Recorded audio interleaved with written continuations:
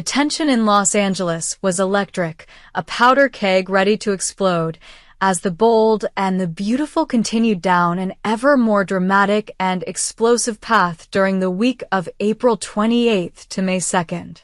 No one could have predicted the level of chaos that would ensue when deeply buried passions, desperate manipulations, and bruised egos collided with the force of a hurricane.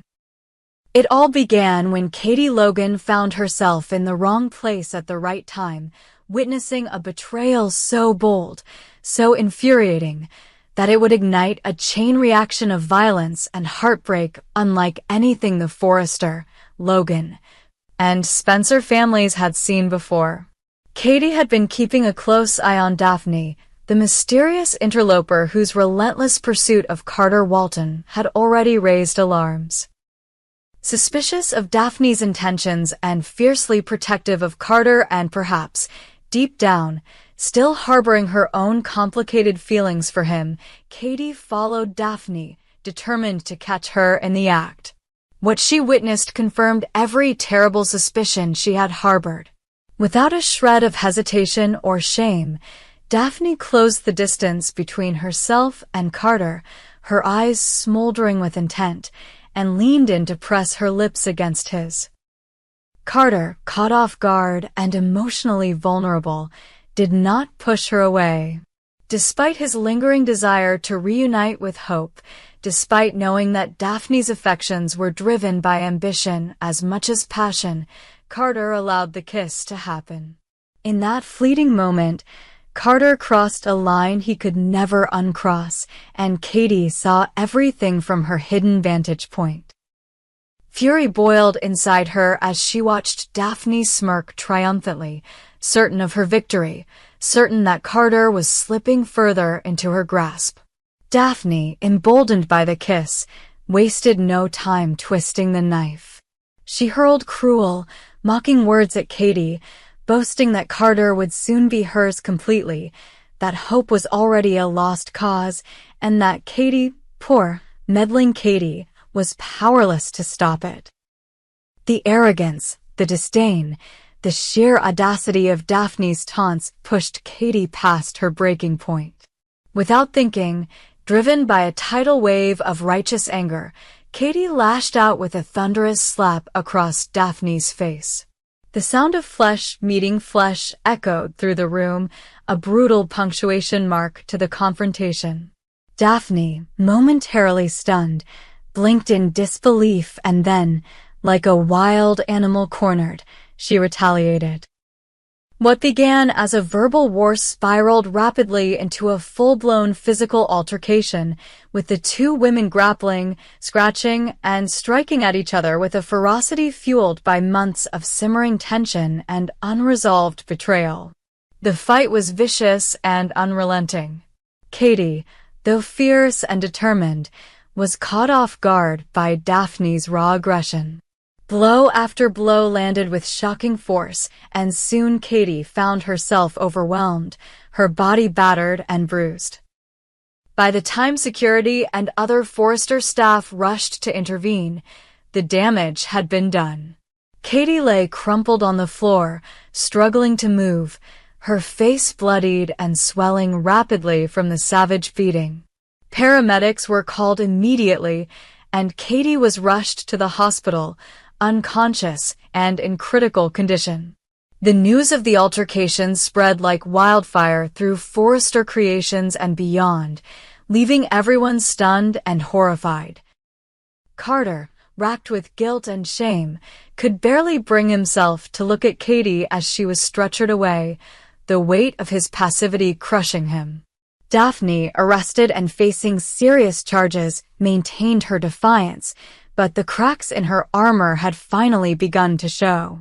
Meanwhile, chaos erupted in a very different way among the Forresters, as Brooke Logan's latest stunt sent shockwaves through her already fractured relationships with Taylor Hayes and Steffi Forrester. In a move that stunned even her fiercest critics, Brooke had orchestrated an elaborate and dangerous stunt with the assistance of Eric Forrester, a desperate bid to capture Ridge's attention and reclaim her place at his side. The spectacle was dazzling, no doubt about that.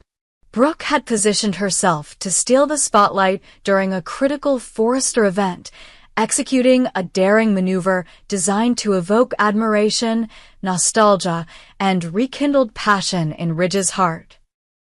With Eric's help, Brooke had meticulously planned every detail, ensuring that she would be the focal point of the evening, the woman Ridge simply could not ignore.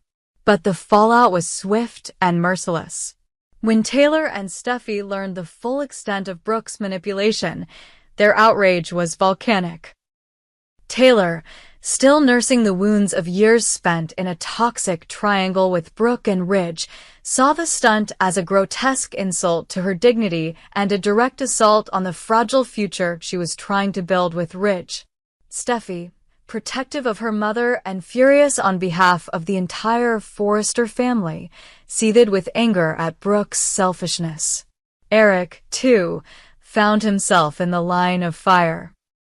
Though his motivations had been rooted in a desire to restore happiness to his fractured family, his complicity in Brooke's scheme made him a target of Taylor and Steffi's wrath. They confronted him with scathing words, demanding to know how he could betray them by aiding Brooke's latest descent into manipulation. Eric, guilt-ridden but unrepentant, defended his actions weakly, insisting he had only wanted to help. But it was Brooke who bore the brunt of Taylor and Steffi's fury. Cornered, isolated, and facing a wall of righteous anger, Brooke struggled to justify her actions. She spoke of love, of destiny, of the unbreakable bond she shared with Ridge. But her words fell on deaf ears. To Taylor and Steffi, Brooke's excuses were nothing more than thinly veiled self-interest, proof that she would stop at nothing, not even endangering herself and others, to get what she wanted. The confrontation reached a fever pitch as Taylor and Steffi unleashed years of pent-up resentment, battering Brooke with accusations of manipulation, selfishness, and destruction. Brooke, who had entered the evening so full of hope and bravado, found herself crumbling under the weight of their condemnation. For the first time in a long time, she realized that she might have overplayed her hand, that her dream of reuniting with Ridge was slipping further out of reach with every desperate act. And Ridge? Ridge, who had been the intended audience for Brooke's grand spectacle, found himself torn. The stunt had indeed stirred memories, reignited emotions he had long tried to suppress. But it also reminded him of the chaos, the heartbreak, and the endless cycle of destruction that had defined his relationship with Brooke. With Taylor offering a future built on stability, trust, and healing, Ridge found himself increasingly drawn to the path of least resistance, the path that promised peace rather than turmoil. Brooke, sensing the shift in Ridge's heart, was forced to confront a painful truth. No amount of grand gestures, no amount of passion or history could undo the damage of the past.